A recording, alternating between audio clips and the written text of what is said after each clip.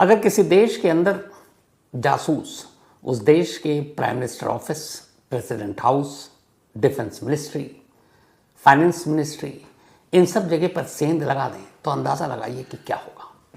आज की कहानी अपने देश के उस जासूसी कांड की कहानी है जो जब सामने आए, जिसका खुलासा हुआ तो पूरे देश में हड़कंप मच गया था। इस जासूसी कांड के खुलासे के बाद बड़े बड़े लोग कानून के चंगल में आए। क्या पीएमओ, क्या प्रेसिडेंट हाउस, क्या डिफेंस मिनिस्ट्री में काम करने वाले लोग, और हर एक कोई एक तरह से सन्न था कि ऐसा हो कैसे सकता है। बात 1984 की है। 1984 हम सभी जानते हैं, देश में उथल पुथल। अक्टूबर का महीना, जब उस वक्त की प्राइम मिनिस्टर इंदिरा गांधी की गोली मारकर हत्या कर दी गई थी। उसके बाद दंगे भड़के दिल्ली से लेकर अलग अलग जगहों पर। लेकिन ये कहानी इंदिरा गांधी के कत्ल से नहीं जुड़ी है, बल्कि उससे पहले की है। 1984 की शुरुआती महीने में भारत और श्रीलंका के बीच नई दिल्ली में एक मीटिंग थी। इसमें दोनों देशों के बड़े टॉप जो ऑफिशियल्स हैं वो हिस्सा ले रहे थे। जब मीटिंग शुरू हुई तो भारत का श्रीलंका को लेकर जो भी स्टैंड, जो भी प्लानिंग, जो भी बातें थी वो रख रहे थे। अचानक एक श्रीलंकाई ऑफिशियल्स ने उस मीटिंग में कुछ पेपर निकाले और जो भारतीय नुमाइंदे थे उनके सामने रख दिया। उसने कहा, आप कहते तो कुछ हैं, बताते कुछ हैं, लेकिन श्रीलंका के बारे में जो आपकी राय है, सोच है, वहाँ की प्लानिंग को लेकर, वो बिल्कुल अलग है।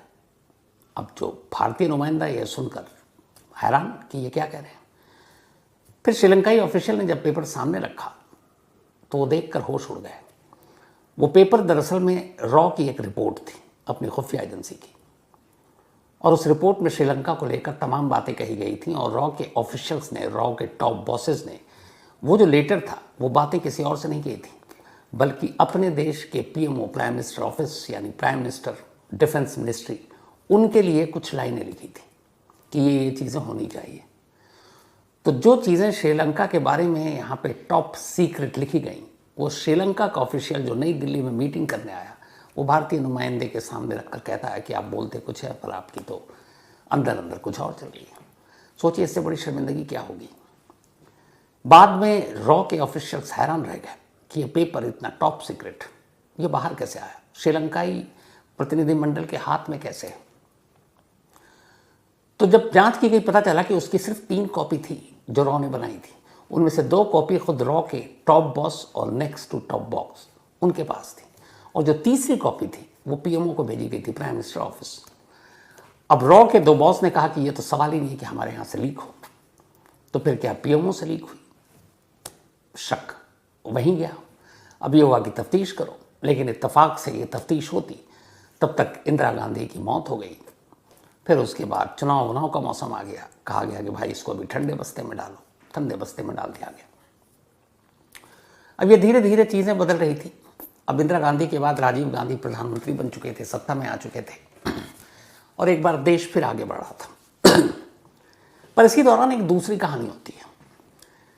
कनॉट प्लेस में एक कॉपी, फोटो कॉपी का जो शॉप होता है, फोटो स्टेट जिसे हम लोग कहते हैं कई बार, तो वो एक शॉप है कनॉट प्लेस में, बिल्कुल प्राइम लोकेशन पर, बेसमेंट में। ये फोटो कॉपी का जो शॉप है, इसके ओनर का नाम था उस वक्त जो वहाँ पे थे, वो सुभाष शर्मा। सुभाष शर्मा का ये फोटो कॉपी शॉप, जहाँ पे लोग आते, अपनी फ़ोटो कॉपी कराते और चले जाते। सुभाष शर्मा से दोस्ती थी एक और शख्स की, और उनका नाम था वेद प्रकाश शर्मा। वेद प्रकाश शर्मा असल में इंटेलिजेंस ब्यूरो यानी कि आईबी के एक अफसर थे, खुफिया अधिकारी। तो वेद प्रकाश के सुभाष शर्मा से दोस्ती थी, तो वो अक्सर शाम के वक्त आईबी के लोग जो काम करते हैं वो इधर उधर भटकते हैं जहाँ से भी खबरें मिल जाए। लेकिन वो शाम को कभी कभी अपने दोस्त सुभाष शर्मा के कनॉट प्लेस के इस फोटो शॉप पर, फोटो कॉपी शॉप पर पहुँच जाते और वहाँ बैठकर गप्पे मारते, उसके बाद चले जाते। ऐसे ही एक रोज़, ये बात है 84 के अंत की, नवंबर दिसंबर का महीना है, 1984, वो अपने सुभाष शर्मा के इस फोटो स्टेट कॉपी जो है शॉप, वहाँ बैठे हुए थे। अच्छी खासी रोशनी थी। अचानक उन्होंने देखा सामने प्रिंटर लगा हुआ था, फोटो कॉपी हो रही थी। तभी कुछ फोटो कॉपी जब निकलती है तो आपने देखा होगा किस तरीके से निकलती है। वो ऐसे बैठे हुए थे कि सामने वो फोटो मशीन, कॉपी मशीन रखी हुई थी और उसमें से प्रिंट आउट निकल रहा था। तभी वेद प्रकाश शर्मा की नज़र एक दो कागज़ पर पड़ती है। उस कागज़ को देखकर वो हैरान हो जाते हैं कि ये यहाँ कैसे। अब उस पर टॉप सीक्रेट इंटेलिजेंस ब्यूरो की ही रिपोर्ट, जिस डिपार्टमेंट में खुद वेद प्रकाश शर्मा काम कर रहे हैं। अब वो देख कर सन, क्योंकि ऐसी चीज़ें कभी बाहर किसी फोटो कॉपी शॉप पे प्रिंट आउट कोई निकाल ही नहीं सकता, ना कॉपी कर सकता है। ये सब सीक्रेट होता है दफ्तर के अंदर ही, आपकी मशीन है वहीं से आप निकालिए कॉपी। उन्हें बड़ी हैरानी होती है। फिर वो देखते हैं एक शख्स से लेकर चला गया, उन्हें लगा कि शायद कुछ होगा, छोड़ो। लेकिन दिमाग में था, क्योंकि आईबी के अफसर थे। उसके बाद वो नेक्स्ट पहुंचे फिर कि शायद कोई ऐसी चीज़ दिखे, लेकिन नहीं मिला। लेकिन वो आते रहे। अच्छा, चूँकि पहले आते थे, उनके दोस्त को भी कुछ शक नहीं, और अपने दोस्त को उन्होंने बताया भी नहीं। फिर कुछ दिन बाद अचानक उनकी नज़र फिर पड़ी, फोटोकॉपी से प्रिंट आउट निकल रहा है, और वो देख रहे हैं कि ये एकदम डिफेंस मिनिस्ट्री, फाइनेंस मिनिस्ट्री, उसकी कुछ चीज़ें हैं। अब उन्हें लगा कि ये गड़बड़ है, क्योंकि जो चीज़ें मंत्रालय के बाहर नहीं आनी चाहिए वो एक प्राइवेट फोटोकॉपी शॉप में प्रिंट आउट निकल रहा है।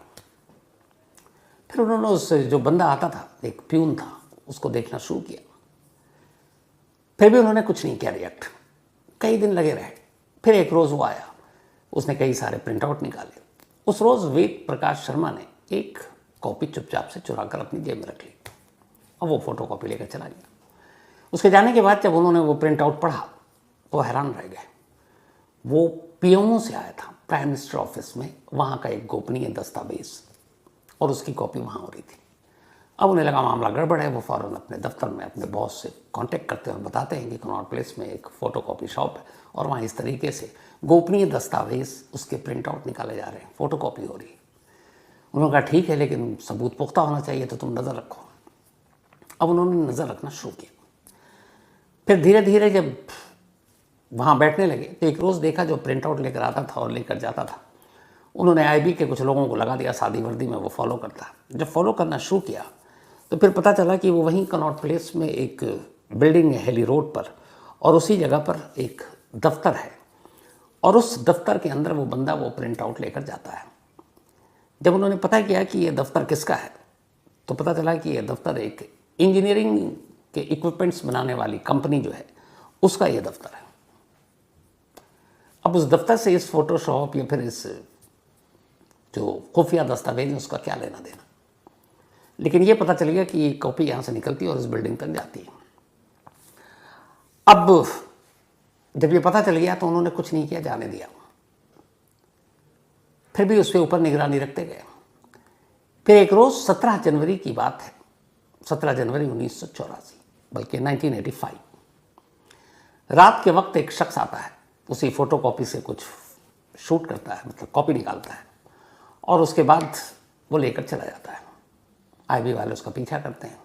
वो उस बिल्डिंग में जाता है, और बिल्डिंग में जाने के बाद अंदर ही है वेद प्रकाश शर्मा को खबर मिलती है। वो अपनी टीम को तैयार करते हैं, और अचानक रात के करीब 11 बजे उस बिल्डिंग पे दरवाजे पे दस्तक देते हैं। दरवाज़ा खुलता है। जब दरवाज़ा खुलता है तो सामने 2 लोग बैठे हुए टेबल पर शराब पी रहे हैं, और उसी टेबल पर एक ब्रीफकेस खुला है, और उस ब्रीफकेस के अंदर के सारे कागजात टेबल पर फैले हुए हैं। उनमें से एक पेपर को जब वेद प्रकाश शर्मा जी ने उठाया और देखा तो दंग रह गए। उस रोज़ एक कैबिनेट की मीटिंग थी, राजीव गांधी प्रधानमंत्री थे, और जिस वक्त ये उस जगह पे पहुंचे रात के करीब 11 बज रहे थे। ये मीटिंग करीब 9 साढ़े 9 बजे ख़त्म हुई थी। 1.5 घंटे पहले जो कैबिनेट की मीटिंग हुई थी, उस मीटिंग के जो नोट्स थे उसका प्रिंट आउट उस शराब के टेबल पर पड़ा हुआ था। सिर्फ 1.5 घंटे के अंदर एक कैबिनेट मीटिंग हो रही है, और उस मीटिंग में क्या कुछ कहा गया, क्या फैसले लिया गया, उसके जो नोट्स बने थे, उस नोट्स की कॉपी कनॉट प्लेस के एक कारोबारी के ऑफिस में एक बिल्डिंग के अंदर टेबल पर है। वेद प्रकाश शर्मा दंग। उन्होंने सारे कागजात समेटे। टेबल पर 2 लोग बैठे हुए थे। उन दोनों से कहा आप कहीं नहीं जाएंगे। पूरी रात उस दफ्तर की तलाशी ली गई। तलाशी लेने के बाद सुबह तिलक मार्ग पुलिस स्टेशन में एक FIR दर्ज की गई, और इसके बाद एक एक कर छापा पड़ना शुरू हुआ। इस छापे के दौरान अलग अलग उस वक्त करीब 12 लोगों को गिरफ्तार किया गया, लेकिन खबर यहाँ तक नहीं थी, और ये अब तक की खबर दबाई हुई थी। लेकिन एक इंग्लिश न्यूज़पेपर को इसके बारे में पता चला, उसने एक रिपोर्ट छाप दी। इन 12 लोगों के अलावा 3 देशों के एम्बेसडर और 3 देशों पर भी इस जासूसी में शामिल होने के इल्ज़ाम लगे। इनमें एक था फ्रांस, एक था चेकोस्लोवाकिया और एक था उस वक्त ईस्ट जर्मनी। तब तक जर्मनी के 2 हिस्से हुआ करते थे, बाद में एक हो गए। आनन फानन में इन तीनों देशों के जो एम्बेसडर थे नई दिल्ली में, उन्हें कहा गया कि आप देश छोड़ दीजिए, पहली फ्लाइट लीजिए और यहाँ से निकल जाइए। इसके बाद यहाँ के स्टाफ को कहा गया कि आप काम कीजिए। अब इन 3 देशों के खिलाफ रिश्तों में अचानक कड़वाहट आ गई, लेकिन वो रिश्तों की कड़वाहट अलग थी। जो असली खबर इस जासूसी की थी, अभी तो वो सामने आना बाकी था। जो 2 लोग रात को बैठकर शराब पी रहे थे, उन दोनों को जब आईबी की टीम ने उठाया, सुबह तक तलाशी ली, ढेरों कागजात मिले, फिर इन दोनों को बाकायदा रेड फोर्ट लाल किला ले गए। लाल किला में इनसे लंबी पूछताछ हुई। जब पूछताछ हुई तो फिर पूरी कहानी सामने आई। एक ऐसी कहानी जिसने उस वक्त देश को एक तरह से हिला के रख दिया था, क्योंकि ऐसी कोई भी डिपार्टमेंट, ऐसा कोई भी राज नहीं था जो इन जासूसों के हत्थे नहीं चढ़ा था। यहाँ तक कि इन जासूसों की वजह से भारत और पाकिस्तान के बीच जंग तक की नौबत आ गई थी। तो क्या थी पूरी कहानी और कैसे हुई थी यह जासूसी? अब वही कहानी आपके सामने पेश है। केरल में एक नौजवान रहता था जिसका नाम था कुमार नारायण। कुमार नारायण केरल में पैदा हुआ, तब देश आज़ाद हुआ नहीं था। उसने आर्मी ज्वाइन किया, अंग्रेज़ों के अंदर में वो काम कर रहा था। फिर धीरे धीरे 1947 में देश आज़ाद हुआ। आज़ादी के बाद कुमार नारायण की भी ज़िंदगी बदली। वो अब दिल्ली आ गया। दिल्ली में उसे डिफेंस मिनिस्ट्री में नौकरी लगी, एक स्टेनोग्राफर की, एक टाइपिस्ट की। फिर वहाँ से वो फाइनेंस मिनिस्ट्री गया, फिर अलग अलग मंत्रालय में काम किया। ये जो स्टेनोग्राफर या टाइपिस्ट होते हैं, किसी भी सरकारी नौकरी में इनका जो पद होता है वो बेशक नीचे होता है, बहुत ज़्यादा अहमियत नहीं दी जाती। लेकिन याद रखिएगा, ये वो दौर था जब ये ईमेल और कंप्यूटर, ये सारी चीज़ें मतलब दुनिया में भी आने वाली थी, बल्कि तो उससे पहले की भी बात है। तो हर काम, कोई मीटिंग भी हो रही है, नोट्स भी हो रहा है, तो सब टाइपिंग हुआ करती थी टाइपराइटर पर। तो एक स्टेनोग्राफर या एक टाइपिस्ट, ये समझ लीजिए कि अगर आपके भरोसे का नहीं है तो आप जो बोल रहे हैं और वो जो टाइप कर रहा है और जो लिख रहा है, वो सारे डॉक्यूमेंट जो बेशक टॉप सीक्रेट हो, वो फिर टॉप सीक्रेट नहीं रहते। और कुमार नारायण को अपनी इस काबिलियत का पता था। आर्मी के बाद जब वो डिफेंस मिनिस्ट्री, फाइनेंस मिनिस्ट्री, इन सब जगहों पर काम किया बतौर एक स्टेनोग्राफर, बल्कि टाइपिस्ट के तौर पर, तो उसे अचानक एहसास हुआ कि वो चीज़ें टाइप कर रहा है जो राज अगर ज़माने के सामने आए तो पता नहीं क्या। वहीं से उसके मन में लालच आना शुरू हुआ। इतने वक्त तक उसने नौकरी की तो तमाम मंत्रालय में उसकी दोस्ती थी, चाहे वो प्रेसिडेंट हाउस में हो, चाहे पीएमओ में हो, चाहे डिफेंस मिनिस्ट्री में हो, चाहे फाइनेंस मिनिस्ट्री में हो, हर जगह उसकी दोस्ती थी उसी ओहदे के लोगों से, और ख़ास तौर पर उन्हीं सारे टाइपिस्ट से। और उन सब के पास जानकारी होती थी, पेपर भी होते थे। तो नौकरी करते करते 1959 में अचानक कुमार नारायण ने कहा कि अब हम नौकरी छोड़ देते हैं, क्योंकि अब इस नौकरी में इतना कुछ रहा नहीं, अब कुछ और काम करते हैं। तब तक वो सारी चीज़ें समझ चुका था। इसी के बाद उसने एक मुंबई में इंजीनियरिंग इक्विपमेंट्स बनाने वाली कंपनी SLM मानिकलाल, इसको ज्वाइन कर लिया और यहीं से उसकी ज़िंदगी बदली। अब वो अपने पुराने रिसोर्सेज उसका इस्तेमाल करता। दिल्ली में दफ्तर था, उसकी तैनाती दिल्ली में हुई। अब वो defence ministry, PMO, finance ministry, president house के अपने उन दोस्तों को बुलाता, महंगी शराब पिलाता, महंगे महंगे शॉप से उनकी शॉपिंग कराता, जो भी कोई फेस्टिवल आता, मिठाइयों के महंगे महंगे अच्छी मिठाई उनको गिफ्ट भेजता। और बैठकर जब ये महफिल जमती तो धीरे धीरे वो लोग भी कुछ कुछ राज बताते जाते। पहले राज मुंह से बताते, फिर धीरे धीरे बात कागज़ों पर आई। अब वो कागज़ ला कर देने लगे। वो कागज़ लेकर आते, ये महफिल शराब की जमती। कुमार नारायण चुपके से अपने एक शख्स को वो पेपर देता और कहता, जाओ बराबर में हेली रोड रॉक CP बराबर में, वहाँ से फ़ोटो कॉपी करा कर ले आओ। वो फ़ोटो कॉपी करा कर लाता, ओरिजिनल पेपर वापस, फ़ोटो कॉपी इनके पास, वो चले जाते और ये सिलसिला चलता रहा 59 से 85 तक, मतलब करीब करीब 25 साल। और फिर ये इन सारे इन्फॉर्मेशन को अलग अलग देशों के जासूस को भेजता। उनमें से एक फ्रांस थी। उस वक्त फ्रांस के साथ हमारे मीराज और बाकी सारी चीज़ें ख़रीदनी थी, तो ऐसे बहुत सारे सीक्रेट भेजता जो फ्रांस की जो जासूसी कंपनी थी वो उसका फ़ायदा उठाती कि इनका डिफेंस बजट कितना है, ये क्या ख़रीदने जा रहे हैं, किस देश से ख़रीदने जा रहे हैं। तो पहले जानकारी होती तो उसी हिसाब से वो अपनी जो बोली है वो उस रेट के हिसाब से भी लगा देते हैं। यहाँ तक कि जो आईबी की रिपोर्ट होती देश के अंदर असम कश्मीर में क्या करने जा रहे हैं वो भी पेपर इनके पास आ जाता, श्रीलंका में क्या करने जा रहे हैं वो भी खबर आ जाती। मतलब आईबी रॉ से लेके पीएमओ तक की हर खबर इनके पास आ जाती। और ये जो इंडिया में फ्रेंच उस वक्त एम्बेसडर थे फ्रांस के, उनको ये पता था और कुमार नारायण उनका सबसे बड़ा एक तरह से क्लाइंट था। इसी तरीके से पोलैंड को पता चला तो पोलैंड ने पेपर खरीदने शुरू किए, ईस्ट जर्मनी को पता चला उसने खरीदने शुरू किए, यहाँ तक कि रशिया भी बीच में आया। तो अब सारे देशों के लोगों को हमारे देश के राज बिक रहे हैं। एक बार ऐसी एक ऐसा पेपर आ गया जब पाकिस्तान परमाणु बम परीक्षण करने जा रहा था पहली बार, तो ये हुआ कि भारत का स्टैंड था कि इसको रोकना है, किसी तरह से वो परमाणु संपन्न देश न बने। तो उसको रोकने के लिए क्या क्या किया जाए, ये पूरी एक गोपनीय मीटिंग हुई हमारी खुफिया एजेंसियों की। और वो पेपर लीक इसी कुमार नारायण के हाथों होते हुए फ्रांस और बाकी देशों से यूएस तक पहुंच गया। यूएस के एक न्यूज़पेपर ने वो खबर छाप दी। यूएस के में ही उस वक्त पाकिस्तान के फॉरेन मिनिस्टर थे, उन्हें ये पता चला कि न्यूक्लियर टेस्ट को रोकने के लिए इंडिया क्या करने जा रहा है। फिर पाकिस्तान ने रुख बदला, उसने धमकी दी कि अगर आपने हमारे न्यूक्लियर जहाँ पे हमारा टेस्ट होना है वहाँ पे कोई अटैक किया तो हम बदले में मुंबई पर अटैक करेंगे और हज़ारों लोग मारे जाएंगे। तो ये सारी चीज़ें हम खुद दंग थे कि कैसे पता चल रहा है। तो भेदिया घर में था।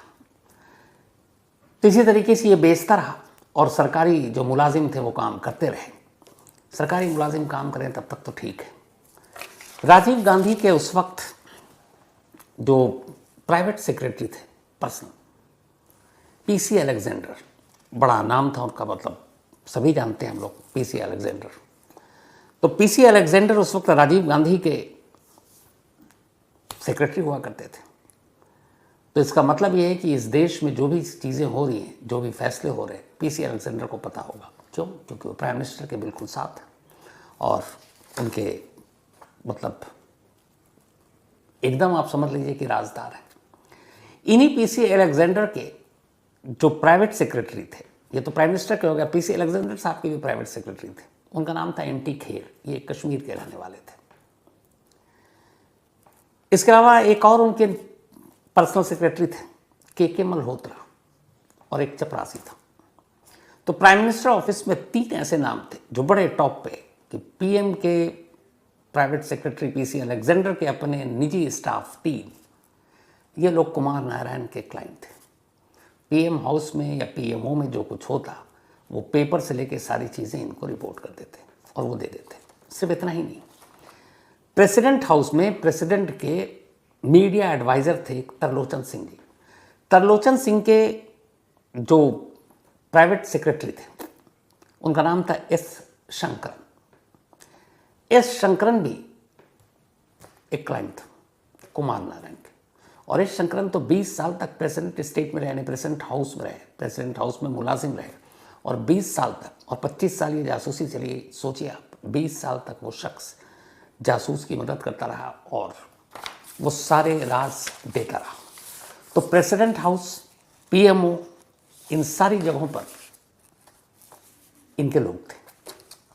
अब विदेशी दूतावास को जानकारी कैसे देते थे? जैसे फ्रेंच के जो एम्बेसडर थे उनका ये था कि दिल्ली में कहीं टहलना, मॉर्निंग वॉक बहुत करते हैं जितने भी एम्बेसडर हैं, अगर आप दिल्ली में रहते तो आप जानते होंगे, खास जगह है। तो फ्रेंच एम्बेसडर जो थे उनका बॉली नाम है, उनको कुतुब मीनार घूमने का बड़ा शौक था, वहाँ जाकर वॉक भी करने का। तो अक्सर कुतुब मीनार जाते और वहीं पे कुमार नारायण उनको टहलते हुए मिलता और फिर पेपर या सूचनाओं का आदान प्रदान होता। तो अलग अलग तरीके से ये लोग ये सारी खुफिया जानकारी एक दूसरे को देते रहते और 25 साल तक ये चीज़ें चलती रही। क्या क्या जानकारी इस दौरान में पिछले 25 सालों में 1960 से 85 तक कुमार नारायणन ने मतलब 3 देश और बाकी पता नहीं कितने लोगों को दिया, उसकी जब एक छानबीन हुई, इन्वेस्टिगेशन हुई, लिस्ट निकली, पेपर मिले, तो पता चला कि जो हमारे न्यूक्लियर प्रोग्राम है इंडिया के, हमारी जो मिलिट्री है कहाँ पे क्या पोस्टिंग तैनाती है, हमारे सैटेलाइट्स जो हैं वो कहाँ कहाँ हम फ्यूचर में या अभी करने जा रहे हैं, हमारी जो इलेक्ट्रॉनिक सिस्टम है उसका कहाँ कैसे क्या यूज़ करना है, डिफेंस प्लानिंग हमारे फ्यूचर की क्या है, किससे क्या हमें हथियार खरीदने हैं, किससे कौन से जंगी जहाज़ खरीदने हैं, डिफेंस एयरक्राफ्ट की पूरी किस किस देश से क्या कितने पैसे में खरीदना है, कौन सस्ता देगा। इसके अलावा हमारी फॉरेन पॉलिसी, किस देश के साथ आगे हमें कैसे रिश्ता बना के रखना है, रॉ की सारी रिपोर्ट के पेपर, आईबी के सारे रिपोर्ट के पेपर, ये सारी चीज़ें, हमारी इंटरनल सिक्योरिटी, हमारी एक्सटर्नल पॉलिसी, मतलब कोई ऐसी चीज़ छोड़ी नहीं जो 25 साल में कुमार नारायण ने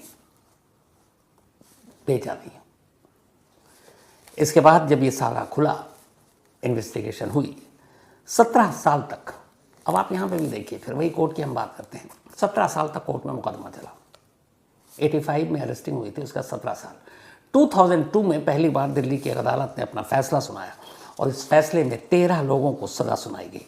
जो मानिकलाल कंपनी के मालिक थे योगेश, उनको 14 साल की सज़ा हुई। उसकी वजह ये थी कि जो ये सारे राज चुराए थे कुमार नारायण ने, यूरोप में और बाकी जगहों पर इस कंपनी को बहुत सारे ठेके मिले इसी राज के बदले में। तो इस जासूसी कांड के एक किरदार वो भी थे, तो उनको 14 ईयर्स कैद की सज़ा मिली 2002 में। इसके अलावा कुल 12 सरकारी अफसर, कई रिटायर हो गए थे, कई सर्विस में थे, 100 मौजूदा मिलाकर 12 गवर्नमेंट एम्प्लॉय जो इस जासूसी कांड में शामिल थे, उनको 12-12 साल की कैद की सज़ा हुई। और इन 12 लोगों में 4 थे प्राइम मिनिस्टर ऑफिस में काम करने वाले लोग, 4। इसके अलावा 4 थे जो डिफेंस मिनिस्ट्री में थे, इसके अलावा फाइनेंस मिनिस्ट्री में थे। तो ये 12 सरकारी अफसर थे, सभी को सज़ा मिली। लेकिन इस जासूसी का जो किंग पिन, जो मास्टरमाइंड था कुमार नारायण, उसको सज़ा नहीं सुनाई जा सकी। उसकी वजह ये थी कि 2002 में ये फैसला आया और 2000 मार्च के महीने में कुमार नारायण अपनी मौत खुद मर गया, उसकी बीमारी से मौत हो गई। तो इन लोगों को 17 साल बाद सज़ा हुई। लेकिन जब जनवरी 1985 में ये राज खुला और फिर ये नाम सामने आया कि पीएमओ के इतने बड़े बड़े लोग शामिल हैं और वो सब प्राइम मिनिस्टर के जो एडवाइज़र पीसी अलेक्जेंडर, उनके निजी सचिव हैं, तो इस बात का इतना दुख पहुंचा कि पीसी अलेक्जेंडर नेक्स्ट डे ही सीधे प्राइम मिनिस्टर के घर पहुंचे, राजीव गांधी से मुलाकात की और कहा कि मैं इस पूरे मामले की नैतिक जिम्मेदारी लेता हूँ, क्योंकि ये मेरे स्टाफ की वजह से इतना बड़ा जासूसी स्कैंडल हुआ, इतने सारे राज बिके, और इसलिए मैं रिज़ाइन करता हूँ। और पीसी अलेक्जेंडर ने नैतिक जिम्मेदारी लेते हुए इस्तीफा दे दिया। तो इसी जासूसी कांड ने कई फ्रंट पर एक तरह से नुकसान पहुंचा है। आज भी इस जासूसी कांड को लोग वैसे ही याद करते हैं, लेकिन इस पूरे जासूसी कांड की कहानी की सबसे दिलचस्प पहलू यही था कि एक अजीब इत्तेफाक, सिर्फ अगर उस दिन वेद प्रकाश शर्मा या उनके दोस्त का वो फोटो कॉपी शॉप ना होता और वो प्रिंटर से निकल रही है वो एक पेपर पे नज़र न पड़ती जो गोपनीय दस्तावेज़ थी, मालूम नहीं इसका खुलासा हो भी पाता कि नहीं, लेकिन हुआ।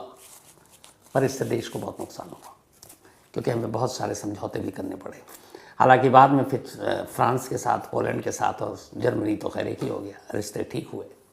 और इसकी वजह यह थी कि फिर फॉरेन पॉलिसी में कहा गया कि अब इन चीज़ों से आगे बढ़ना है। तो ये थी उस जासूसी कांड की कहानी जिसमें एक साथ PMO, president house, defence ministry, finance ministry, इसके तमाम लोग इन्वॉल्व थे। और ख़ास बात ये थी कि इसके बाद ही पहली बार एहसास हुआ कि जो स्टेनोग्राफर होते हैं, जो टाइपिस्ट, बेशक इनका पद और कद कम होता है, पर इनको हल्के में नहीं लेना चाहिए, क्योंकि आप जो भी बोल रहे हैं, जो आप डिक्टेट कर रहे हैं और जो वो टाइप कर रहे हैं, वो कितना गोपनीय है, कितना नहीं है, वो हर चीज़ उनकी उंगलियों के साथ साथ उनके जहन में भी छप रहा है, तो राज बाहर आ सकता है। ये इस कहानी से एक सबक मिलता है। तो कहानी में आज इतना ही, लेकिन कहानी खत्म करूं उससे पहले वही अपना सिलसिला। आज गुरजंत सिंह, इनका जन्मदिन है, तो हैप्पी बर्थडे गुरजंत सिंह जी। और ये सुमैल सिंह जी के पिताजी हैं गुरजंत सिंह जी, भटिंडा से। साथ ही पूजा गुरुंग, इनका भी आज बर्थडे है, तो हैप्पी बर्थडे पूजा। और ये अनु राय एंड खरखराज गुरुंग, इन दोनों की बिटिया हैं, हांगकांग से हैं। निखिल डेंगरे का भी आज जन्मदिन है, तो हैप्पी बर्थडे निखिल। और ये प्रीति डेंगरे जी की पति हैं और ग्वालियर से हैं। रुबीना खान का भी बर्थडे है, तो हैप्पी बर्थडे रुबीना। और ये सलमान शेख की वाइफ हैं। साथ ही इंद्रजीत प्रधान का भी आज जन्मदिन है, हैप्पी बर्थडे इंद्रजीत। और ये गौरव प्रधान के बेटे हैं। नरेंद्र कुमार शर्मा,